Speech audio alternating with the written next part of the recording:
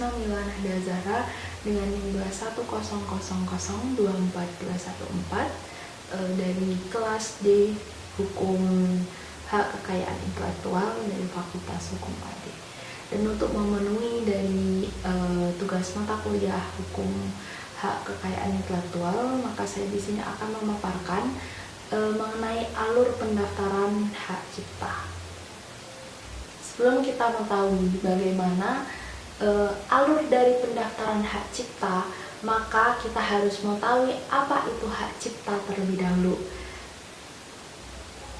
Menurut UU Nomor 28 Tahun 2014, pada pasal 1 ayat 1 menjelaskan bahwa hak cipta adalah hak eksklusif pencipta yang timbul secara otomatis berdasarkan prinsip deklaratif setelah suatu ciptaan diwujudkan dalam bentuk nyata tanpa mengurangi pembatasan sesuai dengan ketentuan peraturan perundang-undangan.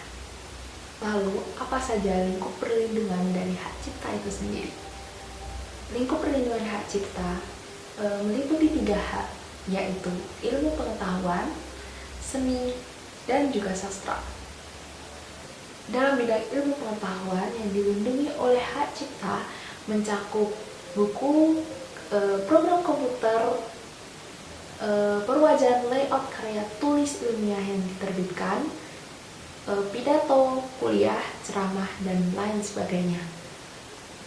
Dalam bidang seni yang dilindungi oleh hak cipta meliputi musik, pewayangan, batik, tari, koreografi, karya fotografi, dan seni rupa seperti seni patung, seni lukis, seni ukir, dan lain-lain. Lalu dalam bidang sastra yang dilindungi oleh hak cipta meliputi terjemahan, tafsiran, saduran, bunga rampai, dan karya lain hasil dari pengalih wujudan. Untuk memberikan perlindungan hukum dan juga melindungi kepentingan ekonomi dari pencipta suatu karya yang dilindungi oleh hak cipta, maka perlu diadakannya pendaftaran dari hak cipta itu sendiri. Untuk melakukan pendaftaran hak cipta tentunya ada beberapa syarat yang harus dipenuhi. Apa saja sih persyaratan dalam mendaftarkan hak cipta itu sendiri? Yang pertama adalah mengisi formulir pendaftaran yang telah disediakan dalam bahasa Indonesia dan diketik kerangka 3, yang mana lembar pertama dari formulir tersebut ditandatangani di atas materai seharga Rp6.000.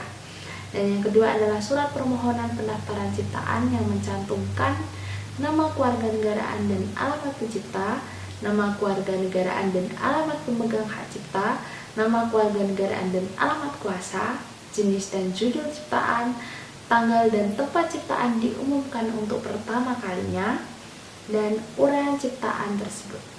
Dan perlu diketahui, surat permohonan pendaftaran ciptaan ini hanya dapat diajukan untuk satu ciptaan saja. Dan untuk melanjutkan persyaratan ketiga, yang mana harus melampirkan bukti kewarganegaraan pencipta dan pemegang hak cipta yang berupa fotokopi KTP atau paspor.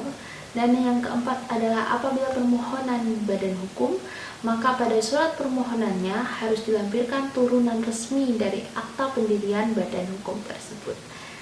Dan yang kelima adalah melampirkan surat kuasa apabila permohonan tersebut diajukan oleh seorang kuasa dan juga beserta bukti kewarganegaraan dari si kuasa tersebut. Dan yang nomor 6, apabila pemohon tidak bertempat tinggal di wilayah Republik Indonesia, maka untuk keperluan permohonan pendaftaran ciptaan, ia harus memiliki tempat tinggal dan menunjuk seorang kuasa di wilayah Republik Indonesia.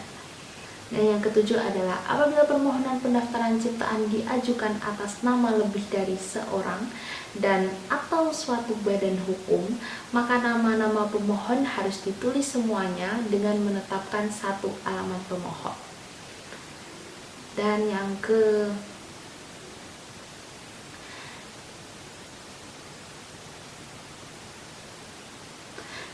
ke-8 adalah apabila ciptaan tersebut telah dipindahkan, maka harus melampirkan bukti dari pemindahan hak tersebut.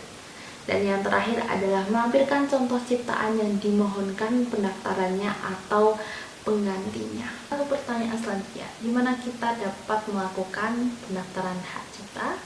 Kita dapat mendaftarkan hak cipta terhadap karya kita di kantor wilayah Kementerian Hukum dan HAM dengan membawa dokumen persyaratan tadi, atau kita dapat mendaftar online pada laman hakcipta.dgip.go.id. Dan selanjutnya bagaimana prosedur dari pendaftaran hak cipta itu, baik secara langsung yang melalui kantor wilayah Kementerian Hukum dan HAM ataupun pendaftaran yang melalui online. Dan pertama-tama saya akan memulai dari prosedur pendaftaran secara langsung melalui kantor wilayah Kementerian Hukum dan HAM. Pertama-tama, pemohon datang ke kantor wilayah Kementerian Hukum dan HAM dengan membawa dokumen pendaftaran. Yang selanjutnya adalah pemohon ke petugas loket untuk menyerahkan berkas pendaftaran tersebut, dan kemudian petugas memeriksa kelengkapan berkas permohonan pendaftaran tersebut, dan kemudian petugas memberikan voucher pembayaran PNBP. Setelah itu petugas menginput permohonan melalui e-filing, dan kemudian petugas mencetak bukti dan tanda terima pendaftaran. Dan yang terakhir adalah menunggu tindak lanjut oleh Ditjen KI sampai dengan keluarnya sertifikat. Selanjutnya adalah prosedur pendaftaran hak cipta secara online.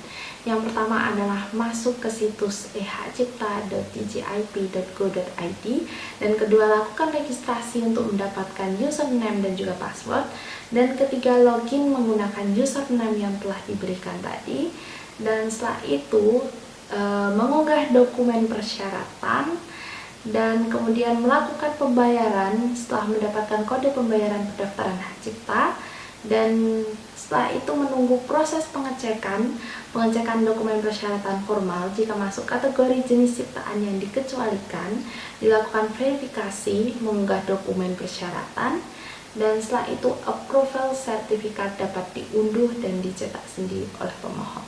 Mungkin hanya itu yang bisa saya sampaikan, kurang lebihnya mohon maaf. Wassalamualaikum warahmatullahi wabarakatuh.